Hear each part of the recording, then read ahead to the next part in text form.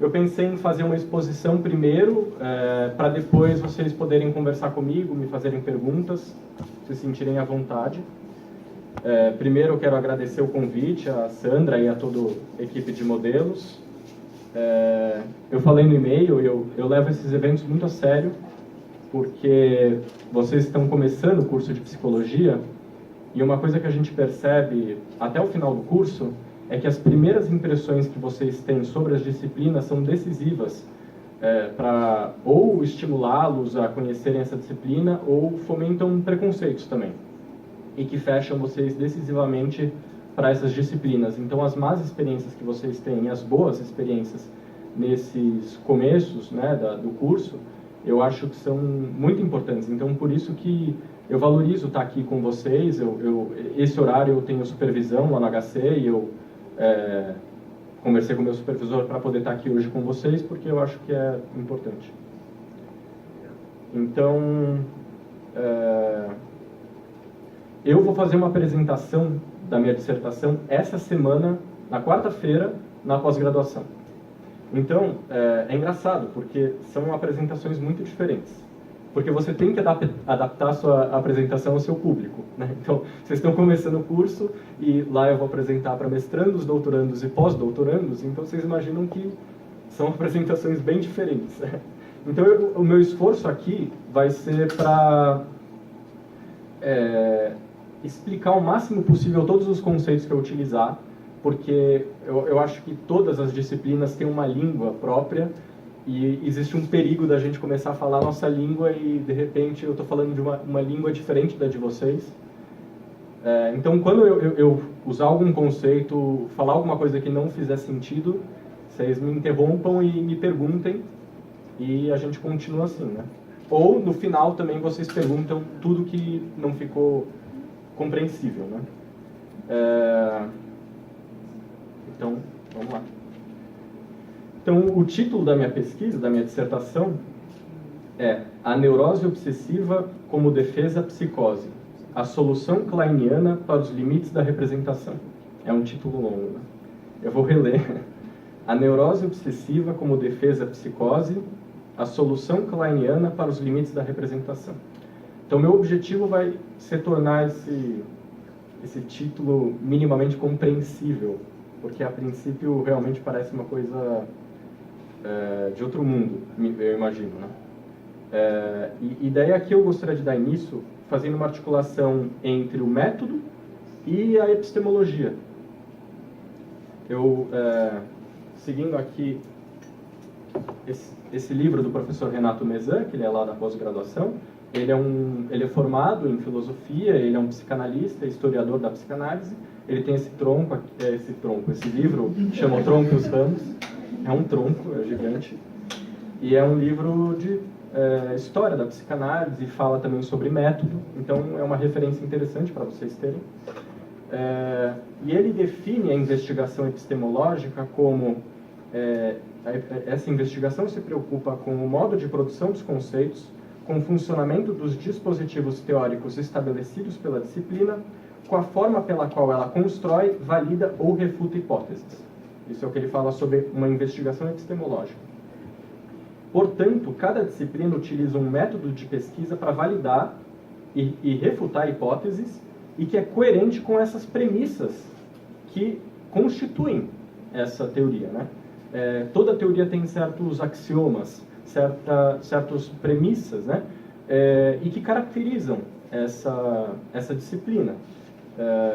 Então, para exemplificar, a maneira de fazer pesquisa pelas diferentes disciplinas está ligado a heranças filosófico, histórico, culturais.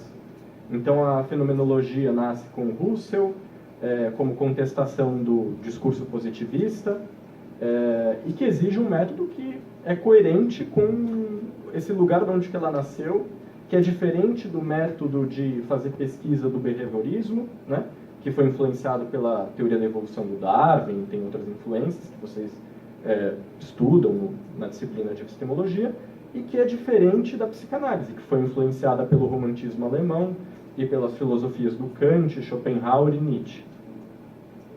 Então, vamos falar um pouco do Freud para tentar entender como que é essa pesquisa na psicanálise. Então, o Freud ele foi um neurologista né, austríaco, e ele tinha uma ambição, originalmente, de ocupar-se com pesquisa, né, em fisiologia até. Ele chegou a trabalhar nesse famoso laboratório de Brugge, e ele investigava o sistema nervoso do peixe elétrico, e ele também participou de algumas pesquisas que queriam descobrir o efeito anestésico da cocaína para cirurgias oftalmológicas. Só que ele era judeu, numa época extremamente antissemita, né? E isso significava que ele não tinha muita perspectiva de ascensão, né, nessa carreira de pesquisador. Para sustentar a família dele e a si mesmo, ele foi forçado a ir para a clínica, onde era mais favorável para ele ter a possibilidade de ganhar um sustento, né? E a psicanálise nasce, então, dessa clínica que o Freud se vê obrigado a entrar, e a psicanálise nasce para responder os problemas, né, que nasceram da clínica, nesse sentido. Isso é um dado bastante importante para compreender a metodologia da psicanálise. Porque daí vai se desenvolver uma teoria que visa compreender os processos psíquicos, assim como o que leva um sujeito a adoecer e como você faz uma intervenção terapêutica. E a psicanálise foi se distanciando das psicologias na medida que o objeto dela é o inconsciente, e não a consciência, e, portanto, a técnica psicanalítica, coerentemente, ela funciona com associação livre e atenção flutuante, né? Então, a associação livre você convida o paciente a dizer tudo que lhe vem à mente, sem censura, sem preocupação sobre o que o outro vai pensar.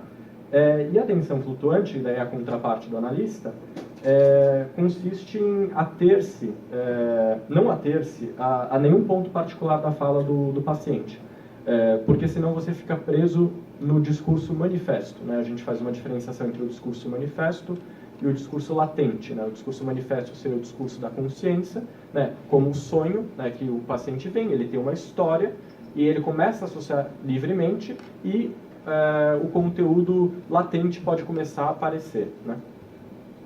Então, para você não ficar preso no discurso manifesto, existe uma técnica que o analista emprega, da atenção flutuante, para ele conseguir ter acesso ao que está inconsciente. Então, a psicanálise dela desenvolveu uma metapsicologia. Em termos freudianos, metapsicologia tem um sentido próprio, mas a gente pode falar em uma maneira bastante mais simples, assim, simplesmente que é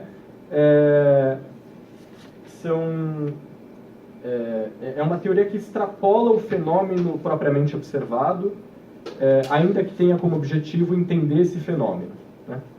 Então, para dar um exemplo, a gente na psicanálise tem uma teoria das pulsões, ou uma teoria dos instintos, né? Uma questão de tradução. Então, é uma metapsicologia, ela de certa forma transcende o fenômeno que a gente está observando, mas isso tem um propósito, não é uma teoria para nada, ela tem uma finalidade que é para a gente entender a situação da clínica. E esse é inclusive um ponto de divergência entre a psicanálise e a fenomenologia, uma vez que a fenomenologia se opõe a uma teorização que escolhe do fenômeno e da experiência, e que ela consiste muito mais nesse sentido a uma hermenêutica. E a psicanálise ela tem essa dimensão da hermenêutica, mas ela, nesse sentido, não se restringe a isso, porque ela tem uma teoria da pulsão, ela tem uma teoria da resistência, ela tem uma teoria do inconsciente. Tudo isso funda essa metapsicologia e singulariza a psicanálise. E na psicanálise a gente faz uma distinção entre uma pesquisa clínica e uma pesquisa conceitual. A minha pesquisa é conceitual, mas a gente considera na psicanálise de maneira geral, porque isso também existem muitas controvérsias em torno de todas essas questões, né? Então, mesmo na pós-graduação, os professores têm posicionamentos diferentes sobre como fazer pesquisa, o que é pesquisa, qual que é a relevância da pesquisa.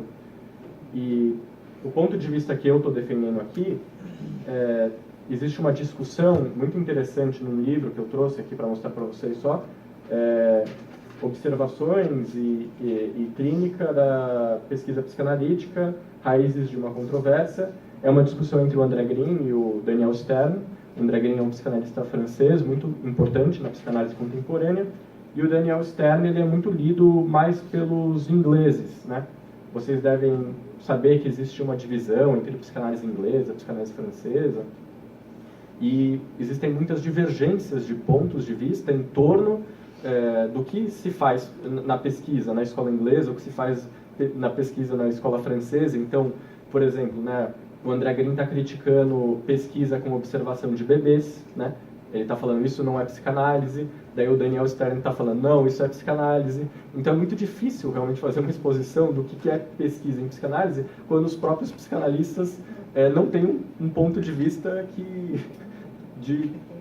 eles não concordam em torno desse assunto, né? Mas o ponto que eu estou querendo trazer aqui é que a psicanálise nasce da clínica. E nesse sentido, para a gente, a pesquisa propriamente psicanalítica é aquela que se faz na clínica. É a pesquisa em que você pode introduzir um novo conceito e que você responde aos problemas que vieram da sua clínica.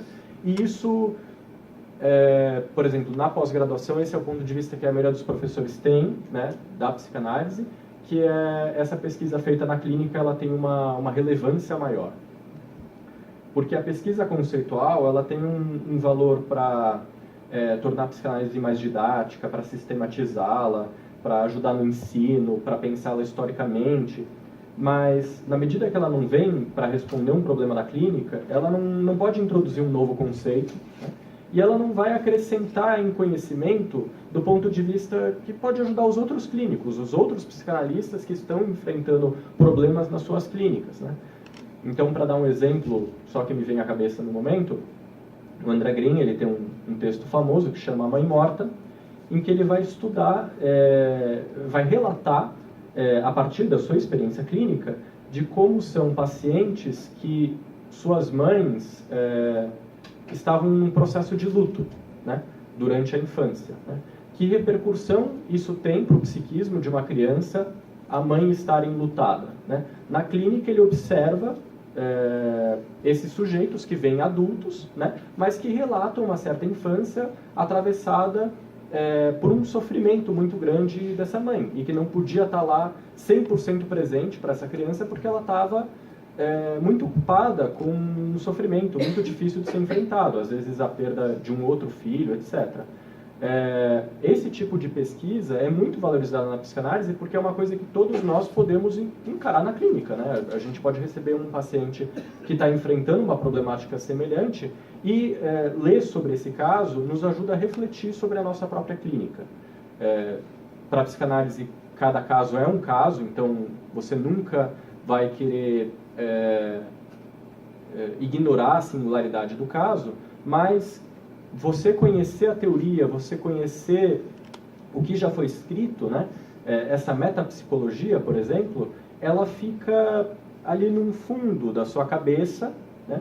E você não recorre a ela imediatamente para compreender o que o paciente está falando, né? Porque essa que é a questão da atenção flutuante. Se o paciente está falando e você começa a pensar num texto de psicanálise que você leu, você para de escutar o paciente, né? Então, você nunca faz isso, né? Mas você ter lido, você ter estudado psicanálise, ter estudado a metapsicologia, de alguma forma, você cria uma atmosfera favorável para uma compreensão do que está acontecendo ali. É difícil de explicar, porque você tem que ter experiência, digamos assim, para realmente entender o que é atenção flutuante, mas, assim, tentando explicar é o máximo que eu consigo fazer. Mas, então, tendo feito essa distinção, minha pesquisa ela é conceitual, não é uma pesquisa que nasceu de um problema clínico. Eu estou estudando a neurose obsessiva porque foi o assunto que, durante a graduação, mais me instigou na psicanálise, E é assim que eu recomendo que vocês comecem uma pesquisa, porque o professor Manuel Berlink, né, ele faleceu, mas ele era professor do Laboratório de Psicopatologia aqui da pós-graduação, e eu fui numa aula dele uma vez, e ele falou assim, que uma diferença da graduação e da pós-graduação é que na graduação os professores ensinam o que eles sabem aos alunos, que não sabem. Na pós-graduação, a ideia é que ninguém sabe, por isso que a gente pesquisa, né? Às vezes eu escuto alunos falando assim, mas como eu vou fazer uma pesquisa, um TCC, se eu não sei? Bem, é por isso que você faz a pesquisa. Se você soubesse, você não precisava fazer a pesquisa. Então a pesquisa, ela serve para você se aproximar de um objeto que você ainda desconhece, né? Eu tinha lido um texto do Freud que eu achei muito intrigante e eu não tinha entendido o texto. E foi assim que começou meu estudo de psicanálise. E eu acho que vocês podem fazer o mesmo, quer dizer, vocês começam a se aproximar dos textos e dúvidas vão surgindo. E é a partir dessas dúvidas que eu acho que vocês podem ir atrás de fazer uma pesquisa. Então, por isso que eu estou fazendo uma discussão meio sobre epistemologia, porque minha pesquisa é teórica. Se ela fosse uma pesquisa clínica, eu poderia trazer o caso de uma vez e a gente fala, o que eu fiz e por que eu fiz, né? Mas, então vai ficar um pouco mais, num campo mais teórico. Mas eu espero que não seja muito chato para vocês, de qualquer maneira. Então, dentro da psicanálise, eu estava falando de psicanálise inglesa, psicanálise francesa, o que é isso, né? Existem diferentes escolas, né, como a gente fala. Uma freudiana, uma kleiniana, uma lacaniana, vocês até têm Freud 1, 2 e 3, depois Lacan 4, depois Klein 5 e Winnicott 6. Então, no que consiste uma escola? É uma boa questão. Então, o Renato define assim: as escolas tematizam de modo original e coerente 4 dimensões. Uma metapsicologia, uma teoria do desenvolvimento, uma teoria psicopatológica e uma teoria do processo terapêutico. Então, eu falei para vocês, o objeto da psicanálise é inconsciente, que inclusive é o que a diferencia da maioria das outras psicologias, que tem como objeto o comportamento, ou fenômeno, ou algum outro elemento. Ainda que todas as escolas de psicanálise trabalhem com certos conceitos fundamentais, né, inconsciente, pulsão, transferência, etc., eles têm sentidos diferentes para cada escola. Isso é uma coisa difícil de aprender, especialmente para o aluno que está numa graduação, que não conhece a fundo as teorias, porque parece que é tudo uma mesma coisa. Freud está falando de inconsciente, Klein está falando de inconsciente, Lacan está falando de inconsciente. São todos psicanalistas, né? Por que existem diferentes escolas, então? Mas é precisamente porque, ainda que eles estejam usando o mesmo termo, né, eles têm sentidos diferentes. E é essa diferença dos conceitos que respalda diferenças na clínica, né? Então, essa que é a questão. É na medida que o inconsciente para Lacan, por exemplo, é estruturado como uma linguagem, né, que os lacanianos vão ter o instrumento do corte como uma maneira de interpretação, né? Isso eu imagino que eu esteja falando em grego, mas é só para dar um exemplo assim, que mesmo que não faça muito sentido, o que eu quero mostrar é que essas discussões teóricas, elas não são por nada, né? Elas servem para respaldar uma certa intervenção terapêutica, né? Porque na medida que você tem uma teoria sobre o inconsciente, você tem uma teoria sobre os processos de adoecimento, você tem uma teoria que é coerente com a sua teoria do inconsciente, a teoria do processo de adoecimento, uma teoria da intervenção terapêutica, né? Uma coisa não é descolada da outra. Então, quando esses autores vão lá e revolucionam maneiras de pensar, falando, não, meu inconsciente é diferente do Freud, né? Para mim o inconsciente é X, né? Então ele vai pensar, então o modo de adoecimento é Y e a minha maneira de intervir sobre essa forma de adoecimento vai ser Z. Mas está tudo articulado, né? Então existem diferenças do que é inconsciente para Freud, do que é para Klein, do que é para Lacan, e que isso respalda essas diferenças. Então vocês vão no futuro poder perceber algumas dessas diferenças, porque vocês vão ter muitas vezes supervisões com professores de diferentes abordagens. E vocês vão ver como o professor vai pensar a clínica de vocês de maneiras diferentes, né? Eu fazendo uma supervisão com um lacaniano foi um tipo de experiência, com um kleiniano foi outra experiência. e se fosse com uma supervisão de fenomenologia seria outra, e se fosse com um behaviorista seria outra, né? Eu acho que todas as abordagens são válidas, mas a gente tem que entender as diferenças para poder se posicionar, né? E se posicionar não é falar mal da outra abordagem, é simplesmente entender essas diferenças. Então essas 4 dimensões se articulam, que eu comentei, e que tudo isso constitui a escola. Então eu vou começar falando da nosografia freudiana, né? O Freud ele fez uma diferenciação das neuroses de transferência e das neuroses narcísicas, né? Esses são até os termos que o Freud utilizou. O que é transferência? Vamos começar por aí. Então, a transferência ela consiste numa atualização de memórias e fantasias da infância na figura do analista. E aqui eu lembro novamente que o uso que o Freud faz de transferência não é necessariamente o uso que o Lacan e a Melanie Klein fazem, né? Mas o que acontece? O Freud percebeu que, enquanto alguns pacientes formavam um vínculo com o analista, outros pareciam inacessíveis às intervenções do analista, né? E o Freud, então, vai desenvolvendo a noção de narcisismo a partir disso, né? Com a finalidade de compreender um fenômeno da clínica. Apesar de narcisismo descolar, digamos assim, da clínica, vocês veem que ele serve para responder um problema da clínica. Então, essa metapsicologia, apesar dela não ser diretamente o fenômeno que a gente observa, né? A gente, quando está com um paciente, a gente não está vendo o narcisismo, a gente está vendo o paciente, né? Então, a gente não pode aplicar a teoria diretamente no paciente, porque senão a gente perde exatamente a singularidade, mas é a partir da teorização do narcisismo que a gente vai entender esse fenômeno de um paciente que tem um vínculo diferente, né? Por quê? É na medida que todos nós temos uma libido, né, uma energia sexual que movimenta o ser humano, que essa libido pode ser tanto investida nos objetos, quanto pode tratar o próprio eu como objeto, né? E nesse sentido ela se torna narcísica. Então havia pacientes nos quais predominava este tipo de investimento.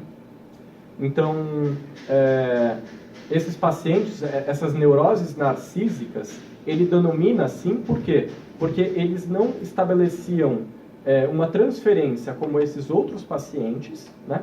E nesse sentido era muito mais difícil fazer uma intervenção terapêutica, né? E tudo isso o Freud explicava através da sua metapsicologia. O Freud incorporou a nosografia do Kraepelin, que foi um psiquiatra alemão, e então a gente tem esse diagnóstico diferencial, né, que a gente realiza nas entrevistas preliminares, com a finalidade de identificar qual é o tipo de adoecimento do paciente, e assim planejar uma intervenção. Então, só falar um pouquinho do diagnóstico diferencial. Então, ele é muito importante na medicina, mas é muito diferente um diagnóstico diferencial na psicanálise e na medicina. Porque qual que é a diferença, né, para tentar explicar? Quando vocês vão ao médico e vocês relatam a ele um sintoma, ele pede para vocês fazerem exames, por exemplo, e, por exemplo, no exame de sangue, né, vocês vão observar que vem lá o resultado de quanto ferro você tem, né, e tem uma curva normal, né? Tem ali uma curva de Gauss e tem um valor médio, que é onde você tem que estar, né? E tem um valor que está abaixo e tem um valor que está acima. Então ele vai olhar e vai ver, não, você está dentro dessa curva ou você está fora, né? Então, na medicina, você trabalha com uma noção de saúde que pensa a partir de uma normalidade, de uma norma, né? Existe o saudável, existe o doente. Por que isso é muito diferente da psicanálise? Porque para a psicanálise não existe uma normalidade, assim, né? Então, na verdade, quando a gente pensa em neurose, psicose e perversão, são modos de subjetivação. E para a psicanálise, a psicopatologia ela é uma condição intrínseca à constituição humana. Quer dizer, a psicopatologia é inescapável, né? É como achar que a angústia pode ser curada, ou a culpa pode ser curada. Quer dizer, isso é uma condição essencial da vivência do sujeito, né? A gente não retira isso dele. Todos nós somos ou neuróticos, ou psicóticos, ou perversos. A gente faz o diagnóstico diferencial para identificar qual que é esse tipo de adoecimento, não com a finalidade de conduzir o paciente à normalidade. Mas antes, entendendo essa patologia, a gente entende o funcionamento e quais são as nossas possibilidades dentro de cada psicopatologia. Quer dizer, se você tem um paciente neurótico, a sua intervenção é diferente de se você tem um paciente psicótico, né? Se você trata um paciente psicótico como se ele fosse neurótico, ele pode entrar em surto, né? Se você interpreta, por exemplo, um paciente psicótico, isso pode ser muito desorganizador, né? Agora, se você está com um paciente neurótico, então você sabe que aquela intervenção ela pode ser adequada, né? Eu acho que em todas as abordagens existe algum tipo de diagnóstico diferencial, né? Não no sentido de que você vai ficar pensando, esse paciente é neurótico, psicótico, etc. Mas no sentido de que, quando a gente pensa nas coisas, a gente não pega e devolve para elas imediatamente ao paciente. A gente sabe que existe um tempo do paciente, né? E essa coisa, se você está com um paciente muito desorganizado, a gente sabe que a gente não pode tratar como se o paciente estivesse, né, melhor e tudo mais. A intervenção ela tem que se adequar ao estado psíquico do paciente. E eu não sei, eu acredito que isso é uma característica da psicologia de maneira geral. Então, tem uma piada, inclusive, que eu acho engraçada, apesar de ser meio bobinha, assim, mas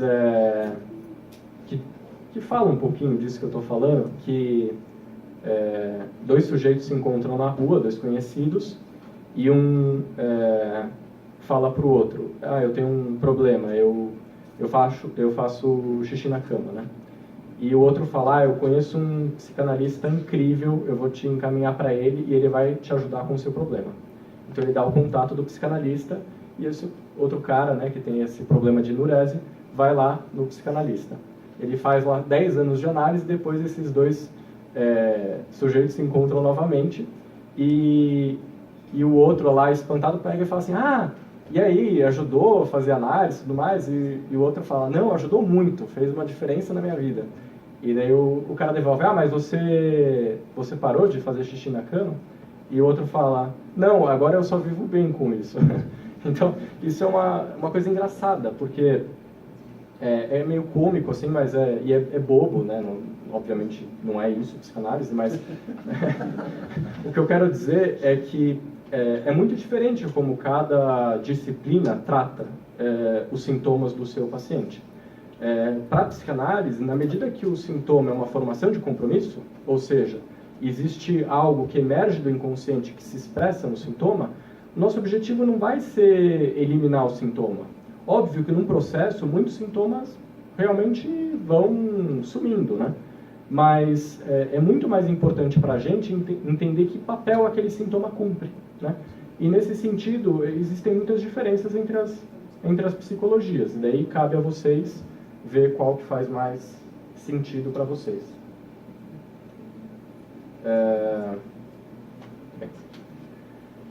Então, eu falei um pouquinho da nosografia freudiana de uma maneira bem simplificada, mas para falar que, com a releitura que o Lacan fez do Freud, ele tinha uma epistemologia própria, né?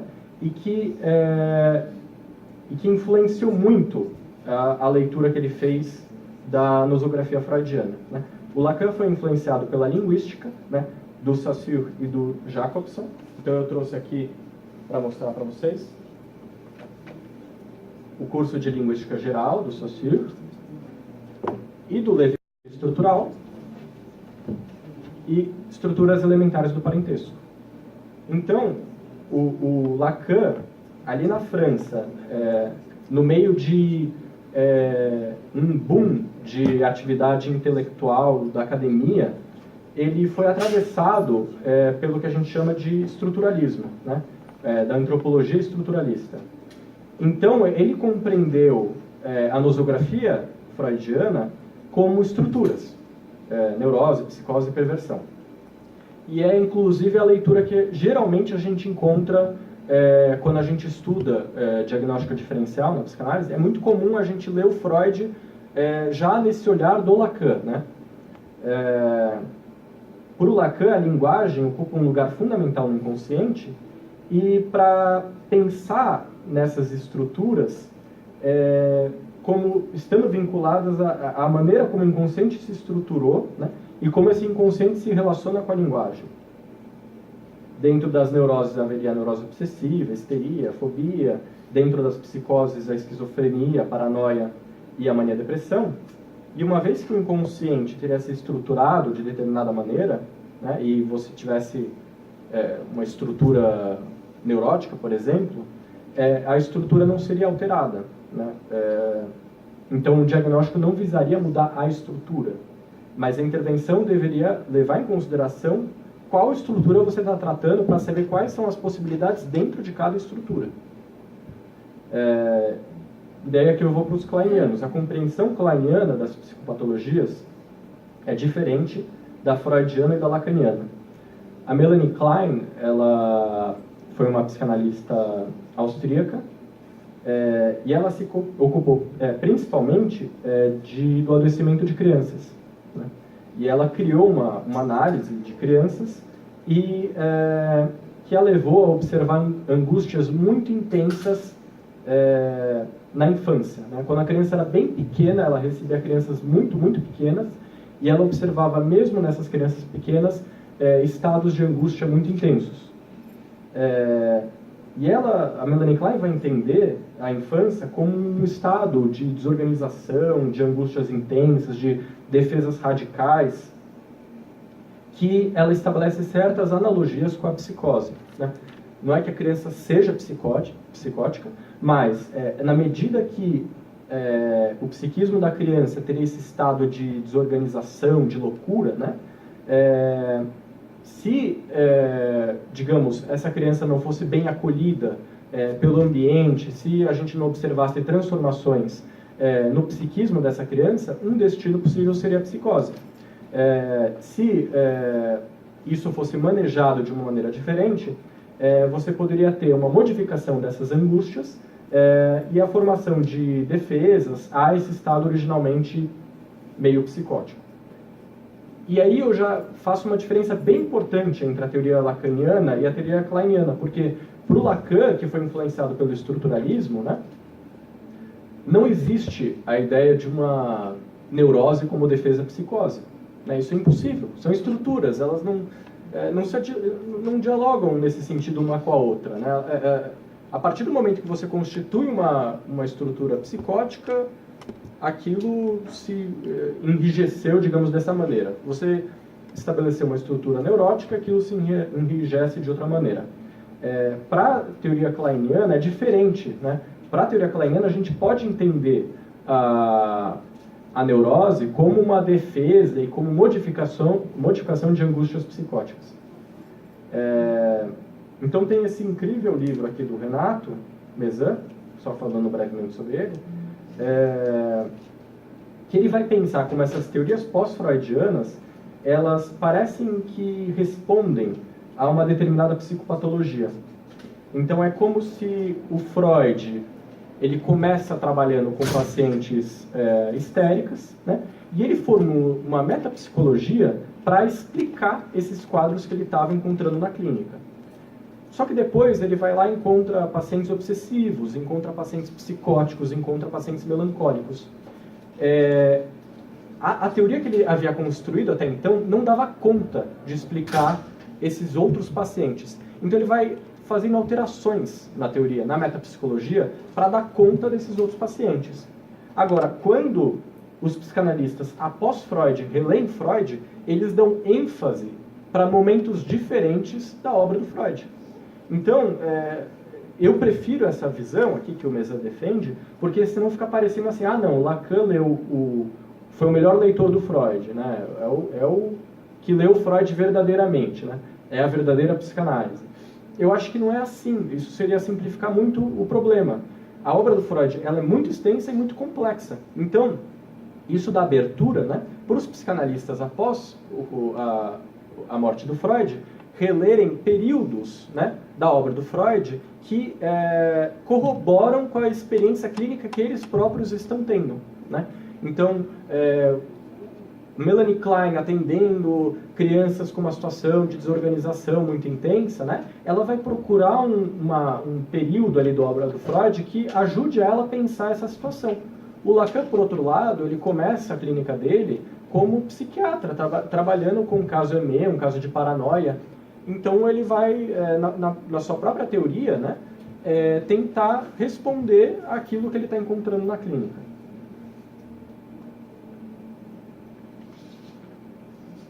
Então, eu fiz toda essa introdução para, mais ou menos, apresentar meu problema de pesquisa, né? Eu estou trabalhando com o pensamento kleiniano, né? Pensando como que a Melanie Klein pode entender as neuroses como uma defesa à psicose, né? Para isso, a gente precisa entender esses destinos possíveis da obra do Freud, como o Freud foi sendo relido pelo Lacan, como ele foi sendo relido pela Melanie Klein, por que cada um deles releu Freud de uma maneira diferente, né? E na minha pesquisa eu vou tentar apresentar qual que é o inconsciente freudiano, qual que é o inconsciente kleiniano, qual que é o inconsciente lacaniano, para mostrar como as psicopatologias se articulam com maneiras diferentes de pensar o inconsciente, e isso desemboca em clínicas diferentes, intervenções terapêuticas diferentes.